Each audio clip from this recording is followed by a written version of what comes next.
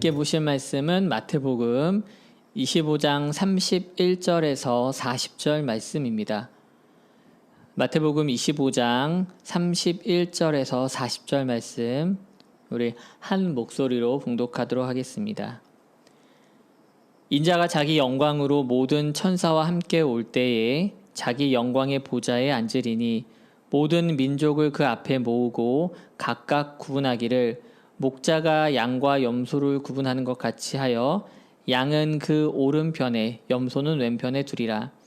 그때 임금이 그 오른편에 있는 자들에게 이르시되 내 아버지께 복 받을 자들이여 나와 창세로부터 너희를 위하여 예비된 나라를 상속받으라. 내가 줄일 때에 너희가 먹을 것을 주었고 목마를 때에 마시게 하였고 나그네 되었을 때에 영접하였고 헐벗었을 때에 옷을 입혔고 병들었을 때에 돌보았고 옥에 갇혔을 때에 와서 보았느니라. 이에 의인들이 대답하여 이르되 주여 우리가 어느 때에 주께서 줄이신 것을 보고 음식을 대접하였으며 목마르신 것을 보고 마시게 하였나이까. 어느 때에 나그네 되신 것을 보고 영접하였으며 헐벗은 것을 보고 옷 입혔나이까. 어느 때에 병드신 것이나 옥에 갇히신 것을 보고 가서 배웠나이까 하리니 임금이 대답하여 이르시되 내가 진실로 너희에게 이르노니 너희가 여기 내 형제 중에 지극히 작은 자 하나에게 한 것이 곧 내게 한 것이니라 하시고. 아멘. 2020년은 참 여러모로 잊지 못할 한 해가 될 것 같습니다. 올해도 한참 시간이 흐른 것 같은데 오늘 9월 첫째 주 예배를 드립니다. 이제 올해 4분의 3 지점을 지나고 있습니다. 매년 있는 유행처럼 그냥 독감으로 지나갈 줄 알았던 코로나 사태가 봄부터 시작해서 지금까지 여전히 위력을 떨치고 있습니다. 우리 지역도 지난 2주간 새로운 확진자가 발생되었는데요. 코로나 시작한 지 약 한 5개월 전부터 지금까지 발생된 확진자 수보다 더 늘었습니다. 그보다 더 많이 생겼습니다. 또 올해 장마가 역대 가장 긴 장마였다고 합니다. 계속 내린 비로 처음으로 7월의 평균 기온이 6월보다 낮을 정도로 많이 비가 왔다고 합니다. 장마가 이제 끝나나 싶었더니 보통 장마 끝나면 폭염이 와야 되잖아요. 폭염도 뭐 미처 느끼기 전에 매주마다 지금 올라오는 태풍으로 나라가 뒤집어지고 있습니다. 그래서 지금 내일도 다시 태풍이 오기 때문에 만반의 준비를 좀 특히 동조에 계신 분들은 해야 되지 않을까 싶습니다.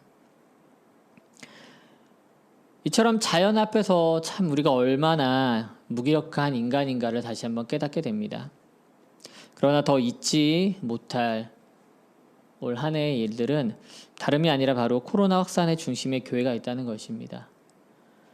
신천지로 인해서 확진자가 폭발했을 때만 하더라도 정말 손가락질하고 이단이어서 더욱더 우리가 정죄했던 그 비난이 이제는 우리를 향하고 있다는 것입니다. 모이는 예배는 모이지 않는 예배로 바뀌었고 이제 교회는 세상을 향해 미안하다고 하고 있습니다. 우리 교회도 복도 쪽에 게시판이 3개 있는데요. 모두 다 코로나 관련 게시물만 있습니다. 그 중에 한 가지에는 교회가 진심으로 미안합니다라는 그런 문구를 담고 있습니다. 참 개탄스러운 상황입니다. 몇 달 전 제가 설교할 때 토요일에 이렇게 교회 나와 앉아 있으면은 지나가던 우리 교회학교 어린이들이 와서 밥도 먹고 같이 물도 마시고 보드게임도 하고 이렇게 같이 어울려서 지내는 토요일이 참 좋다고 말한 적이 있습니다. 그런데 지난 몇 주간은 참 쓸쓸했습니다. 게다가 어제는요, 복도에서 서성이면서 들어오지 못하는 아이가 있었어요. 평소 같으면은 들어와서 자연스럽게 보드게임도 하고 책도 읽고 놀다 갈 텐데 쭈뼛쭈뼛대면서 인사만 하고 서 있더라고요. 물론 이제 부모님의 말씀에 순종하려고 그러다 보니까 미처 들어오지 못한 행동이었겠지만 참 마음이 아팠습니다. 마치 모든 교회가 어디나 코로나가 존재하는 것처럼 또 교회 자체가 마치 코로나의 온상이 된 것처럼 그런 세상 사람들의 시선이 참으로 느껴지면서 그리스도인으로서 또 교회로서 우리가 이 시대를 어떻게 살아나가야 되나라는 깊은 고민을 하지 않을 수가 없습니다. 한번 잃은 신뢰와 추락한 이미지는 사실 쉽게 회복되지 않습니다. 꽤 오랜 시간 동안 어쩌면 우리 교회는요, 그리고 또 구체적으로 우리 개신교에 대한 사람들의 이미지는요, 아마도 중세시대 때 타락했던 그 교회의 이미지와 비슷하게 남지 않을까, 비교되지 않을까 생각을 합니다. 그럼에도 우리는 교회가 교회의 길을 포기해서는 안 됩니다. 주님이 다시 오시는 날까지 하나님의 뜻이 펼쳐지고 하나님의 원리가 작동되는 그러한 교회가 계속 되기를 시도하고 움직여야 하는 줄 믿습니다. 복음이 선포되고 그리고 복음대로 살아갈 때 성도 한 명 한 명이 각자의 삶의 자리에서 예수님처럼 다시 한번 살아갈 때 교회와 또한 그리스도인으로서 회복될 줄 믿습니다. 오늘 우리는 마태복음 25장에서 마지막 때에 심판하시는 주님 앞에 서게 되는 한 사람으로 서게 됩니다. 목자이신 예수님은 섞여 있는 양떼와 염소떼 중에서 양과 염소를 구분하십니다. 그리고 각 무리에게 심판의 말씀을 하십니다. 우리에게도 그런 때가 옵니다. 판결은 믿음을 가지고 어떤 행동을 했느냐입니다. 성도가 성도의 행동을 교회가 교회의 할 일을 했는지 주님께서 물어보실 때 우리가 할 말이 있기를 원합니다. 그래서 주님의 오른쪽에 서서 예비된 나라를 상속받는 저와 여러분이 되기를 소망합니다. 우리는 지금 말씀 가운데서는요, 십자가를 지기 위해서 마지막으로 예루살렘을 방문한 예수님 곁에 있습니다. 율법학자와 바리새인들의 제자, 그들로부터 시작된 당시 기득권들의 예수님에 대한 공격은 엄청났지만 예수님께서는 그때그때마다 넉넉하게 받아내십니다. 하지만 예수님의 목적은 결코 싸움에 이기는 것이 있지 않았습니다. 물론 싸우러 오신 것 그 자체도 아니었고요. 사람들은 예수님을 왕으로 추대하려고 했지만은 예수님께서는 세상의 왕이 되기 위해 오신 것도 역시 아니었습니다. 이처럼 사실 사람들은 예수님이 이 땅에 오신 이유를 잘 몰랐습니다. 왜냐하면은 지금껏 이제껏 그런 존재가 없었기 때문입니다. 많은 사람들을 모으고 세력을 키우고 힘을 과시하던 어떤 과거의 사람들과는 전혀 다른 것이 바로 예수님의 행보였던 것입니다. 예수님은 12명의 제자들과 다녔을 뿐입니다. 자리를 잡고 교회를 세운 것도 아니었고요. 어느 유명한 랍비들처럼 배움터를 만들고 그 자리에 정착한 것도 아니었습니다. 어떤 날에는 많은 사람들 앞에서 천국에 대해서 선포하시고 쌓였던 오해를 풀어주기도 하셨지만은 또 어떤 날에는 단 한 사람을 위해서 태양볕을 마다하지 않고 기다리며 복음을 선포하셨습니다. 하려고만 한다면 정말 세상에서 힘있고 높은 자리에 있는 사람들과 어울려 지낼 수도 있었지만 예수님의 자리는 늘 죄인들의 집 아니면은 길거리 위였습니다. 제자들은 최후의 날에 예수님이 오르실 자리 옆을 탐했지만은 예수님은 제자들에게 도리어 낮은 자 그리고 섬기는 자가 되라고 충고하고 계십니다. 그리고 본인이 무릎을 꿇고 제자들의 발을 닦아주셨습니다. 세상의 죄인들의 원리, 세상의 원리가 가득 차고 그것이 마치 정상인 양 인식되고 있을 때 예수님께서는 하나님의 원리 그리고 구분된 사람들의 원리가 무엇인지 계속 보여주고 계십니다. 저는 이제 목사로서 매주 강단에 서서 말씀을 전합니다.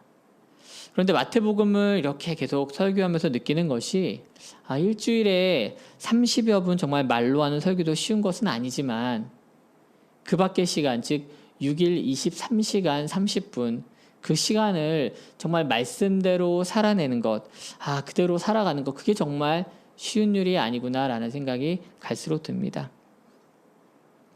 어쩌면 예수님은요, 정말 이처럼 탁월한 성경 해석과 또한 놀라운 언변으로 지금 말로 말하면은 책을 출간하거나 혹은 말씀 집회를만 했어도 정말 많은 사람들이 구름대처럼 모였을 것입니다. 하지만 예수님은 그렇게 하지 않으셨습니다. 그러한 시간보다 더 많은 시간을 지속적으로 행동하는 것으로 보여주셨습니다. 그리고 십자가 사역을 완수하기 직전에 주가 임하시는 때 그 세상 끝에 대한 말씀으로 제자들과 성도들을 향해 앉아있지 말고 움직일 것을 오늘 다시 한번 촉구하십니다. 우리는 마태복음 23장 후반부터요, 오늘 본문까지 3번에 걸쳐서 마지막 날에 대한 예수님이 하신 말씀을 좀 살펴보고 있습니다. 오늘 그 마지막 시간이 됩니다. 바삐 움직이시던 예수님께서는 이 순간만큼은 감람산 위에서 앉으셔서 조용히 찾아온 제자들을 향해서 심각하게 이야기하십니다. 첫 번째 말씀하시는 것은 그날에 일어날 징조에 대해서 이야기하시는 것이었습니다. 마치 우리가 살아가는 이 현실 같은 난리와 난리 소문 가운데 불법이 성하고 사랑이 식는 때를 말해주셨습니다. 하지만 모든 사람에게 복음이 도달하기 전까지 기다리시는 그 하나님의 은혜로 말미암아 끝까지 견디는 자에게 구원이 있을 것이라고 예수님께서 말씀해 주십니다. 두 번째는 그 날을 기다리는 사람들에 대해서 이야기해 주십니다. 아무도 그때와 그 시간은 알 수 없으나 확실한 것은 마지막 때가 온다는 그것입니다. 그때 우리는 충성되고 지혜 있는 종과 또한 5 처녀의 모습으로 기다리고 있어야함을 알게 되었습니다. 그리고 오늘 마지막 3번째는 그 모든 일 끝에 임금 되신 주님이 우리 가운데 오셔서 상과 벌을 내리시는 장면으로 마무리됩니다. 오늘 말씀을 통해 우리는 주님이 다시 이 땅에 임하시는 모습, 그것 가운데 나타나는 몇 가지 특징적인 모습을 살펴볼 수 있는데요. 먼저 예수 그리스도께서 영광의 보좌에 앉으시는 모습입니다.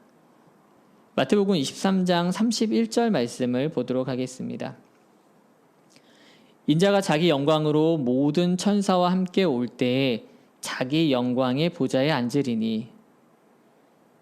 예수님은 자기 영광으로 자기의 영광의 보좌에 앉으십니다.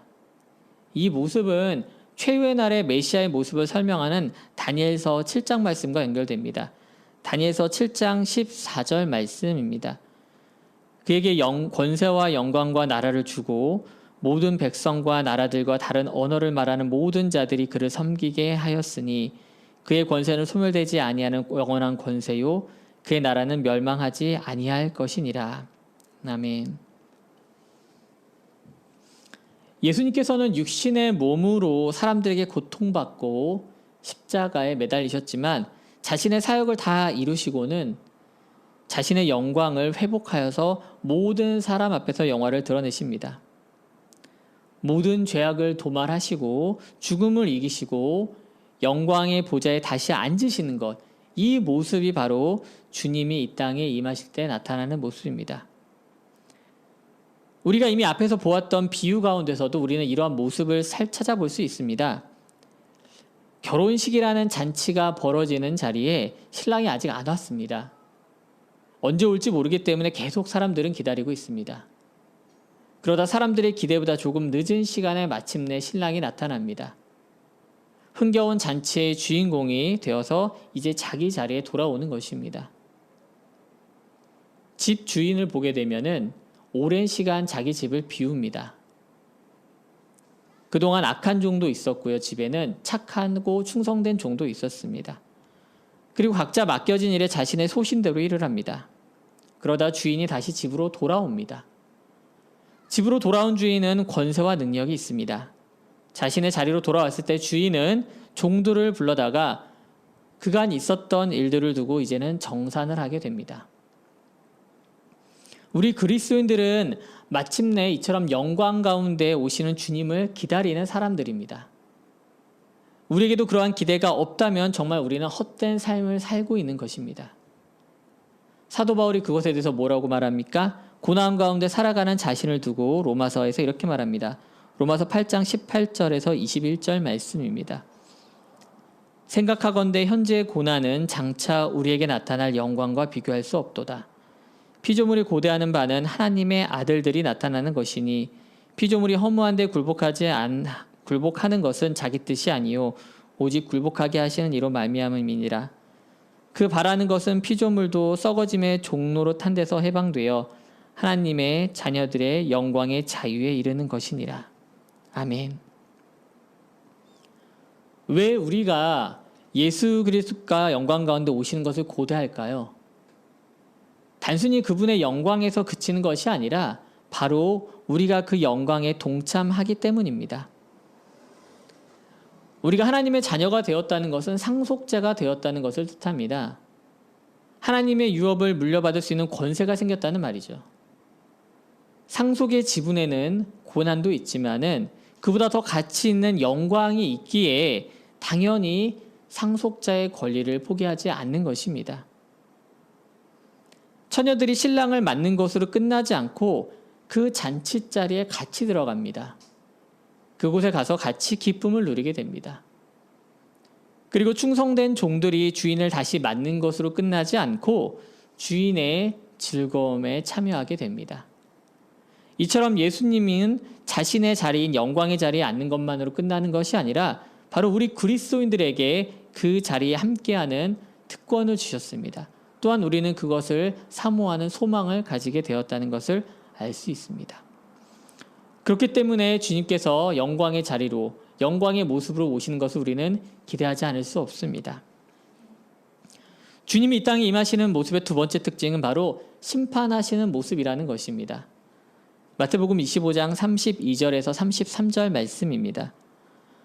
모든 민족을 그 앞에 모으고 각각 구분하기를 목자가 양과 염소를 구분하는 것 같이 하여 양은 그 오른편에 염소는 왼편에 두리라. 제가 말씀을 준비하면서 이런저런 글을 보다가 이스라엘의 양과 염소에 대한 글을 한 토막 보게 되었습니다. 이런 내용이 있더라고요.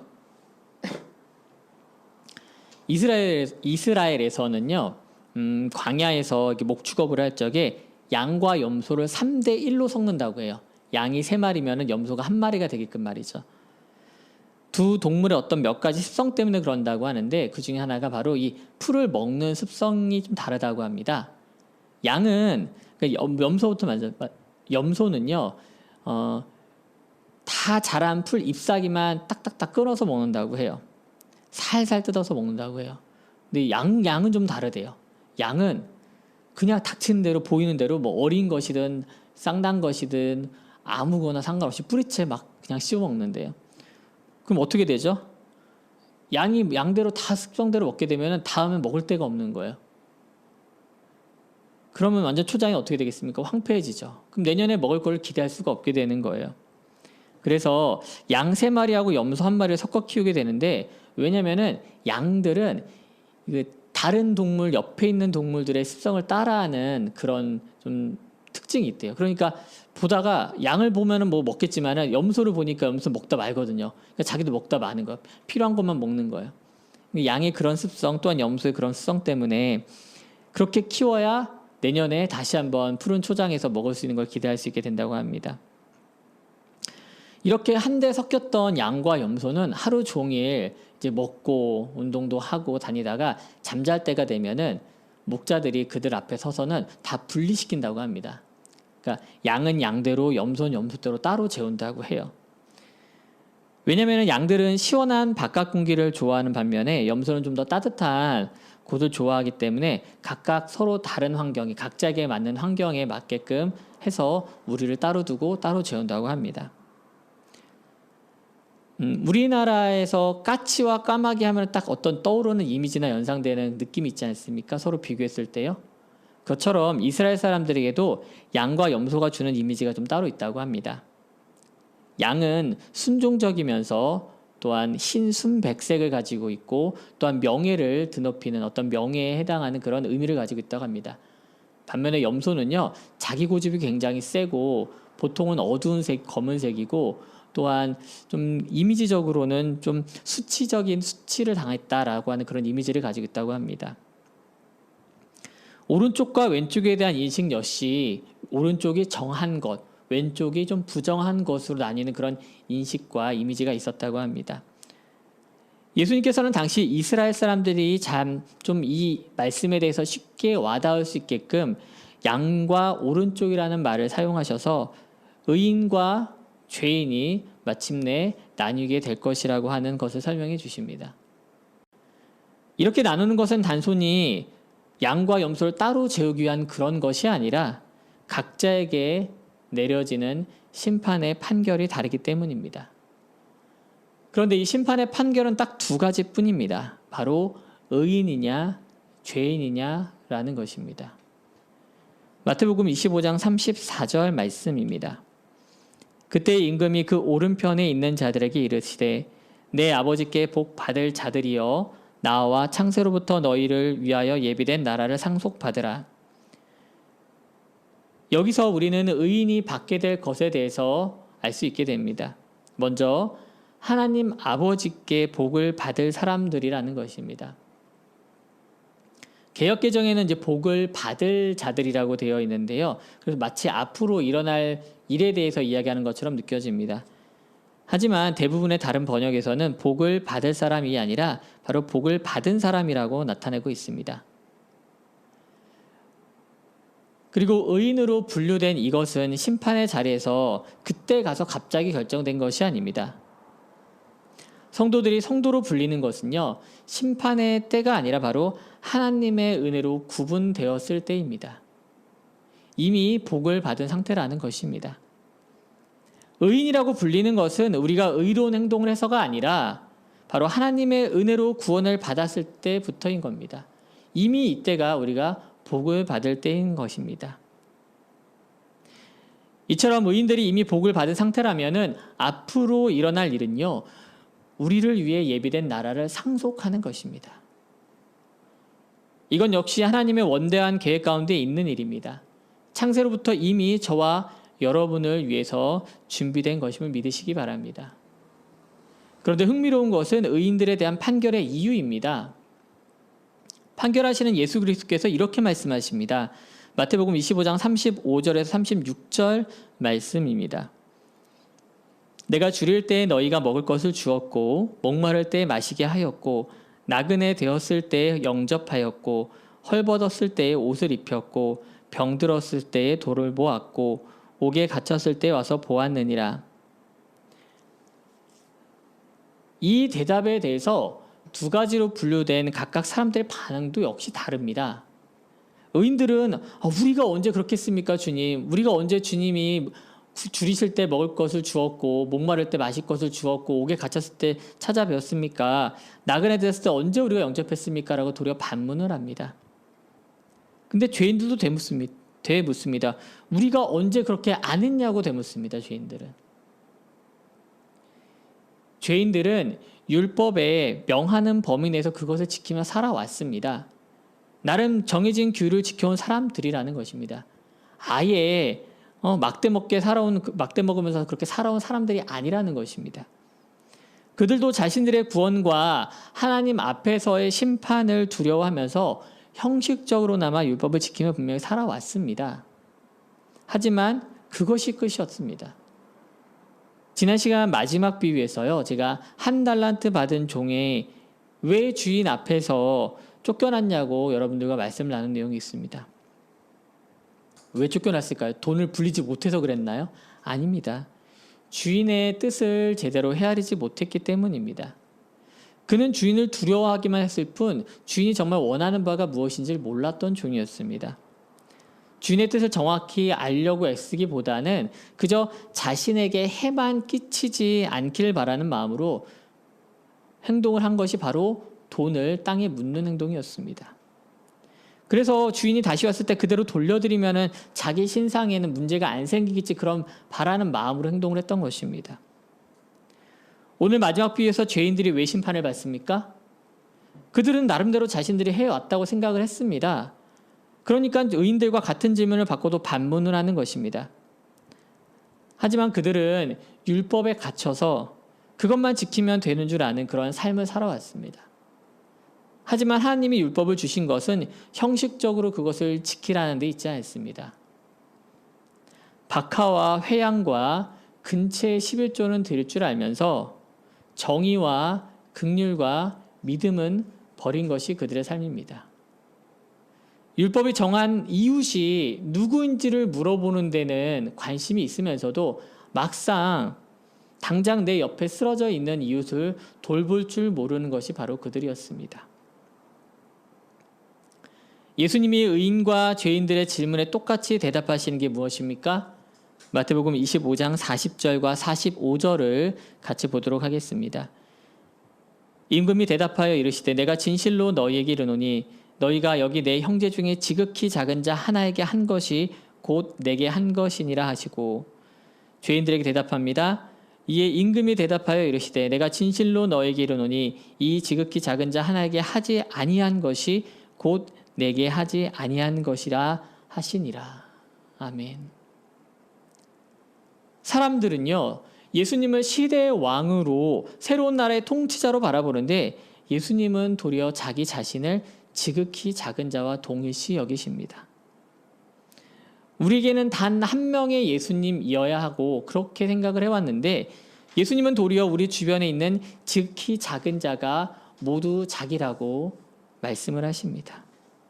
그리고 그 지극히 작은 자들에게 대할 때 자신에게 하듯 하라고 말씀하십니다. 지금 한국 교회와 우리 그리스도인들이 이것에 실패하고 있는 것 아니겠습니까? 주일에 성경책 들고 교회에 모이는 것은 목숨을 지키면서 하는데 지극히 작은 자를 예수님을 대하듯 하는 이 명령에는 실패하고 있지 않습니까? 교회가 다시 교회가 되고 그리스도인이 다시 그리스도인이 되는 비결이 오늘 말씀에 있는 줄 믿습니다. 오늘 의인들의 반응을 보십시오. 그들은 자신들이 예수님께 했다는 것조차 모릅니다. 그들은 예수님이 그러셨던 것처럼 그저 낮은 자를 돌보고 아픈 자를 감싸고 허기진 자에게 빵 한 조각을 나누어 주었을 뿐인데 그들이 예수님이라고 생각하지 않고 했을 뿐인데 하지만 예수님께서는 바로 그들이 자기 자신이었다고 얘기하시는 것입니다. 하나님과 사람에게 보이기 위한 율법적 선행을 멈춥시다. 아무도 보지 않더라도 아무도 모른다 하더라도 옆 사람조차 모를지라도 주님의 심정을 가진 선행을 행합시다. 율법적 선행은 생명이 없습니다. 뿌리가 없는 조화처럼 겉으로 보기에는 그럴싸하지만 그 가운데 생명이 없는 것처럼 말입니다. 하지만 주님의 심정을 담은 선행은 눈에 보이지 않은 것 같으나 마치 죽은 것 같은 작은 씨앗 같으나 그 가운데 생명이 있는 줄 믿습니다. 그렇게 이곳 저곳에 뿌려져 마침내 생명으로 솟아날 줄 믿습니다. 우리 사랑하는 성도 여러분 가운데도 이러한 주님이 원하시는 이 믿음의 행함이 있기를 간절히 소망합니다. 말씀을 마무리하겠습니다. 23장부터 이어져 온 말씀은 이제 감람산이라는 장소와 그리고 멈췄던 시간을 벗어나 이제 현실로 돌아옵니다. 다음 시간부터 살펴보겠지만은 돌아온 현실 앞에서 기다리고 있는 것은 다름이 아닌 십자가였습니다. 우리도 말씀을 읽고 나눌 때는 기쁨이 있고 기대가 있고 힘을 얻는 그런 능력의 맛을 보게 됩니다. 하지만 우리의 삶의 자리는 현실입니다. 말씀이 진짜 힘이 있으려면요, 저와 여러분이 살아가는 그 자리에서 열매를 맺어야 되는 줄 믿습니다. 우리가 성경을 통해 영생을 얻고자 한다면 지극히 작은 자에게 예수께 하듯 하라는 오늘의 말씀을 간과해서는 안 됩니다. 하늘을 우러러 부끄러운 삶을 살지 않겠다고 고개를 뻣뻣하게 드는 것이 중요한 것이 아니라 오늘도 음지에서 사람들이 쳐다볼 수 없는 곳에 눈이 닿지 않는 곳에 신음하면서 살아가는 지극히 그런 작은 자를 찾기 위해서 우리는 고개를 도리어 숙여야 되는 줄 믿습니다. 사랑하는 성도 여러분, 코로나 시대를 살아가는 우리 한국 교회와 그리스도의 삶이 녹록치 않습니다. 앞으로 더 힘들지도 모릅니다. 하지만 인자가 자기 영광으로 자기의 영광의 자리에 앉으시는 그날을 기대하며 나아가길 원합니다. 주님께서 우리를 자녀로 부르시고 의롭다고 칭하셨으니 그 부르심에 합당한 삶을 살아내기를 소망합니다. 눈물로 씨를 뿌리는 자는 기쁨으로 단을 거두리란 말씀에 의지하여 모든 이에게 죽게 하듯 하라는 오늘 이 말씀을 붙들고 나아가길 원합니다. 교회가 교회다워지고 성도가 성도다워짐으로 마침내 주님께서 영광 받으실 그날을 기대하며 함께 살아가는, 함께 걸어가는 저와 여러분이 되길 주님의 이름으로 축원합니다.